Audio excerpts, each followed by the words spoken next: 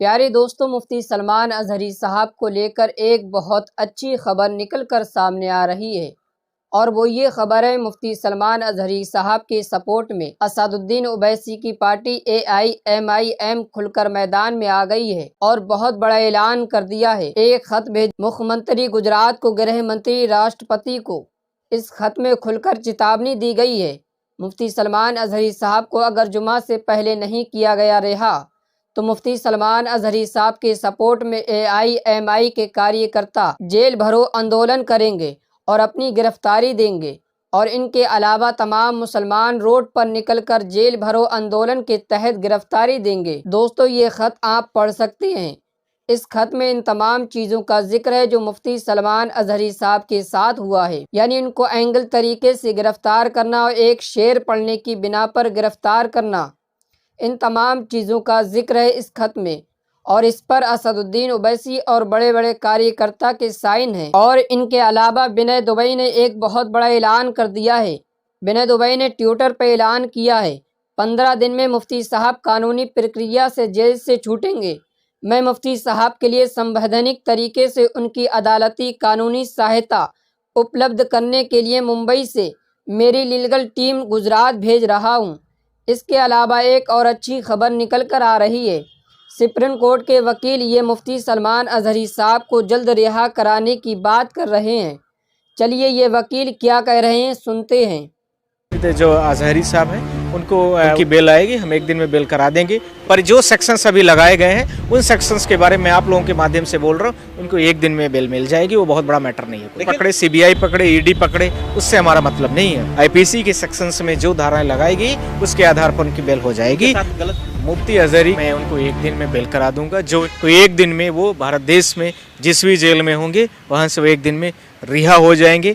उसमें जितने भी आरोपी पुलिस ने बनाई है उन अजहरी साहब को और जो भी लोग हैं उनको मैं बेल करा दूंगा। वो कोई दिक्कत नहीं, अपने आप मामला खत्म हो जाएगा और लोकतंत्र जीवित रहेगा। वो हमारे पास आए और मैं उनको एक दिन में निकाल दूंगा। वो कोई बहुत बड़ा मसला नहीं। नमस्कार, मैं हूं देव, इसमें आप देख रहे हैं लोकतंत्र टीवी। देखिए, देश भर में सबसे हॉट मुद्दा इस वक्त बना हुआ है मौलाना मुफ्ती सलमान अजहरी का। उनको गिरफ्तार कर लिया गया है गुजरात ATS के द्वारा, वो भी मुंबई से। सवाल इस बात का है कि फ्रीडम ऑफ स्पीच पर अगर उन्होंने कोई बात कही है तो इतना बड़ा एक्शन लिया जाए, ये किसी ने सोचा नहीं था। इस वक्त मेरे साथ मौजूद हैं सुप्रीम कोर्ट के सीनियर एडवोकेट नरेंद्र मिश्रा जी। मिश्रा जी, कैसे देख रहे हैं अजहरी साहब का जो मामला है मुफ्ती अजहरी का, कैसे देख रहे हैं? अब कहा जा रहा है कि पूरे देश में आंदोलन शुरू होने वाला है जिसमें कि संत भी मौजूद हैं और कई मुसलमान भी। देखिए, ये जो मोमेंट जो पुलिस ने मोमेंट्स किया है इसके बारे में बोलना चाहता हूँ कि वो बेसिकली एक ऑर्गेनाइजेशन के द्वारा एक प्रोग्राम कराया गया था जिसमें 2 व्यक्ति थे और उन व्यक्तियों ने इनको धर्म और एजुकेशन से लेकर के यह कुछ था प्रोग्राम से। उस प्रोग्राम पर इन्होंने कुछ बातों में कुछ शब्दों का यूज किया है। शायद वो उसी के आधार पर पुलिस ने उसको ऑफेंस बनाया। Point number 1।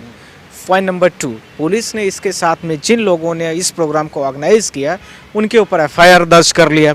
FIR से उनका जो सेक्शंस है ये ध्यान रखने की ज़रूरत है।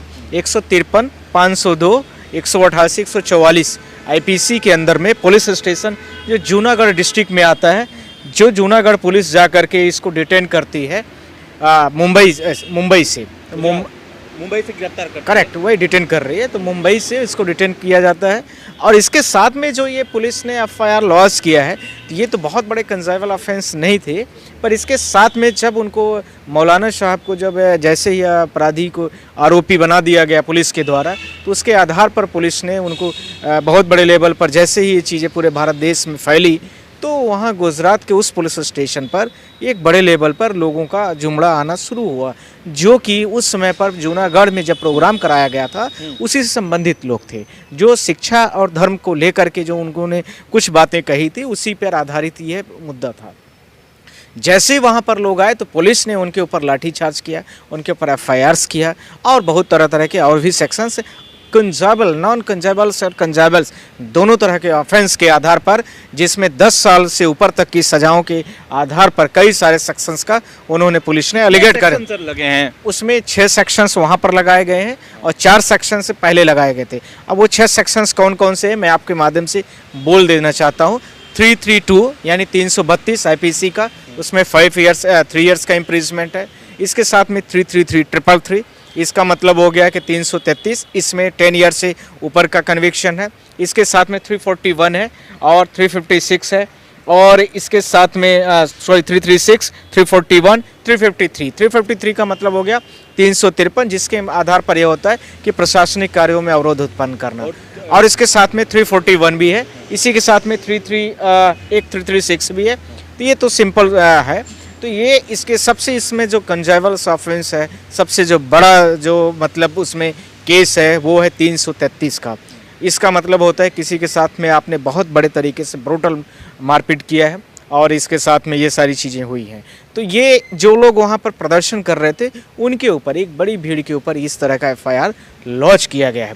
तो मुद्दा 2-3 उठते हैं इसमें, जिसको लेकर के जिस तरह से पुलिस ने उनके ऊपर एफआईआर किया है, तो उनको शांतपूर्वक तरीके से इस बात को इतना हाईलाइट, इतना माइलेज देने की ज़रूरत नहीं थी।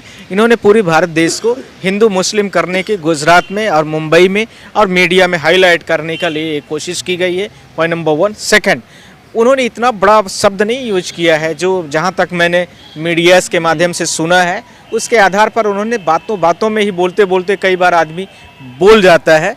तो वो इतने हाईलाइटेड मुद्दा नहीं बोला कि जिसको लेकर के पुलिस प्रशासन को इतने बड़े पूरे भारत की वर्ल्ड लेवल की न्यूज़ बना दिया जाए। तो इतना बड़ा मुद्दा नहीं था। ऐसे तो मैं ये कहना चाहता हूँ आपके माध्यम से, बहुत सारे बड़े बड़े नेताओं को जो है तो कोर्ट छोड़ देती है कि कोई बात नहीं, कहीं भूल चूक में आदमी बोल दिया होगा। तो कुछ इसी प्रकार से इसको भी समझने की ज़रूरत है। तो कैसे बरी होंगे जो एक मुसलमान होने के नाते जो है लगा हुआ है मुफ्ती अजहरी के ऊपर कि वो मुसलमान है इसलिए ऐसा किया जा रहा है? आपको नहीं, यही तो मैं कहना चाहता हूँ आपके माध्यम से कि उन्होंने हिंदू मुस्लिम करने के लिए कोशिश किया है कि जिससे पूरे भारत देश में यह बात फैले।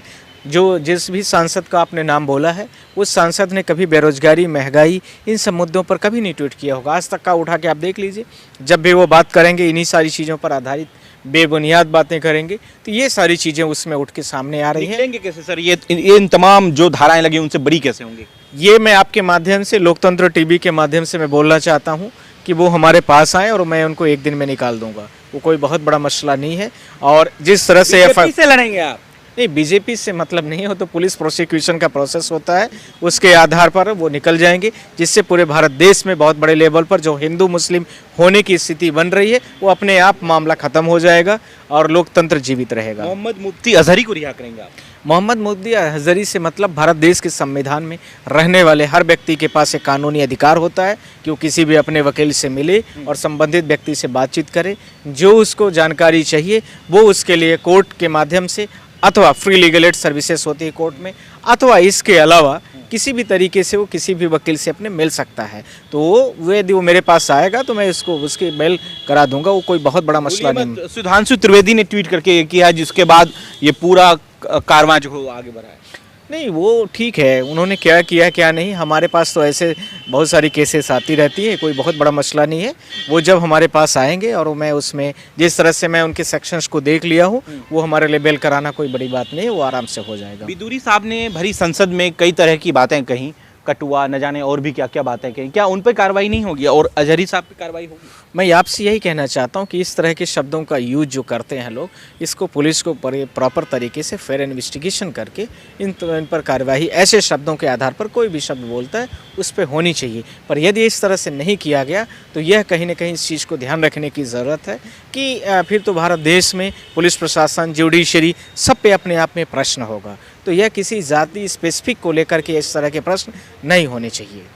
अभी जो मुफ्ती साहब के साथ, अजहरी साहब के साथ जो किया गया, क्या वो गलत है सर? मैं आपसे एक शब्द बोलना चाहता हूं कि जो भी उनके एफआईआर्स में सेक्शंस लगे हैं, उन एफआईआर्स के आधार पर हम उनकी बिल करा देंगे, उसमें कोई दिक्कत मुझे नहीं है। गलत तरीके से ट्रीट किया गया उनको? मैं अभी एफआईआर की चार्जशीट वगैरह नहीं पढ़ा, पर जिन शब्दों का उन्होंने यूज किया है वो मुझे नहीं लगता कि इतना कठोरतम दंड की कार्यवाही के अंडर में आता है। इसलिए मैं आप लोगों के माध्यम से बोलना चाहता हूं कि उसमें जितने भी आरोपी पुलिस ने बनाई है, उन अजहरी साहब को और जो भी लोग हैं उनको मैं बेल करा दूंगा, वो कोई दिक्कत नहीं। होगा सर मुफ्ती अजहरी का? मुफ्ती अजहरी के मैं आप लोगों के माध्यम से बोलना चाहता हूं कि मैं उनको एक दिन में बेल करा दूंगा। जो इनके ऊपर ऑफेंस लगे हैं उसको मैंने देख लिया है।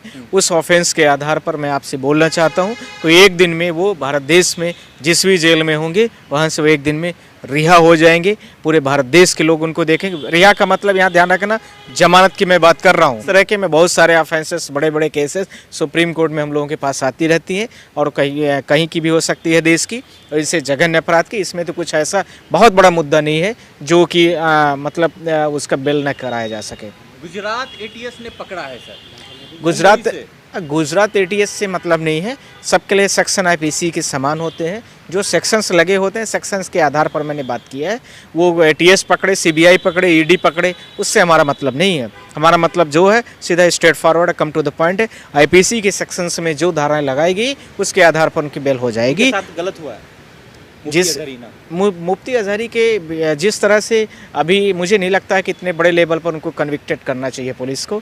इस आधार पर तो मुझे नहीं लगता कम से कम। ये अंदेशा लगा जाए कि उन्हें फंसाने की कोशिश की जा रही है, उन्हें जेल में डालने की कोशिश की जा रही है, जिस तरीका का सेक्शन लगाया गया उन पे? ये तो पुलिस वाले ही बताएंगे कि उनको फंसाने की कोशिश की जा रही है, या पूरी चार्जशीट जब आ जाएगी पुलिस की, एफआईआर्स की कॉपी आ जाएगी, तभी हम कुछ बोल सकते हैं। पर जो सेक्शंस अभी लगाए गए हैं उन सेक्शंस के बारे में आप लोगों के माध्यम से बोल रहा हूँ, उनको एक दिन में बेल मिल जाएगी। वो बहुत बड़ा मैटर नहीं है। देखिए, लाखों समर्थक जो है मुफ्ती अजहरी के आवास पर इस वक्त मौजूद है और आपको बता दें कि सबसे उन्होंने अपील की है कि वो घबराएं नहीं, प्रदर्शन ना करें, क्योंकि शांतिपूर्वक तरीके से वो रहें और कोर्ट पर भरोसा है। तो क्या आप उनके समर्थकों को क्या कहना चाहेंगे? मैं इतना कहना चाहता हूं कि कोई बहुत बड़ा मुद्दा नहीं है, उनकी सबकी बेल हो जाएगी।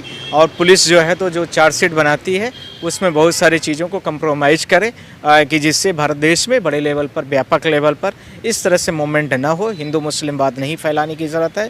पुलिस और जिस तरह से फेयर इन्वेस्टिगेशन हो सकती है वो करने की ज़रूरत है। और मैं सारे लोगों से अपील करना चाहता हूं कि मुफ्ती जो अजहरी साहब हैं उनको उनकी बेल आएगी, हम एक दिन में बेल करा देंगे। कोई बहुत बड़ा उनके ऊपर ऑफेंस नहीं लगा है। ये समझ लीजिए कि उनके पीछे कौन है ये भी तो समझना पड़ेगा सर। मुझे पीछे आगे की क्यों बताते हो आप लोग, मैं नहीं समझता हूँ। आईपीसी के सेक्शन से मुझे मतलब है, मैं उतने ही बात करना चाहता हूँ। पुलिस ने जो आईपीसी कोर्ट से बड़ा कोई नहीं। हाँ, और क्या, उसमें कौन सी बड़ी चीज़ है? कोई नहीं। बस एक सिंपल सी बात है कि संविधान और आईपीसी की जो धाराएं लगाई गई हैं उस धारा के आधार पर हम लोग उनको निकाल लेंगे। वो कोई बहुत बड़ा मैटर नहीं।